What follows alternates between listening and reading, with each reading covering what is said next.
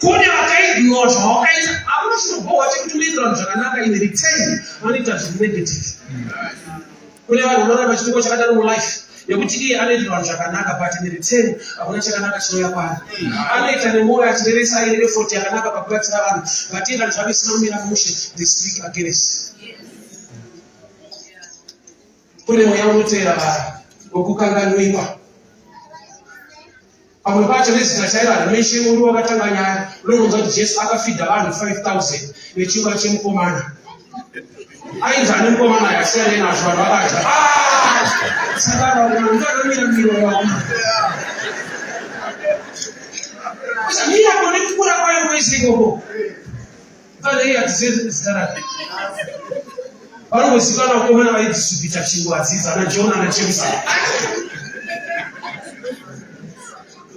But there are times that we go deeper this way. Why God did not mention the name? Say, Bible, listen to the that boy is you and me. They say, why? That's the 5 loaves, they were 2. 5 loaves, they were 2. Yeah.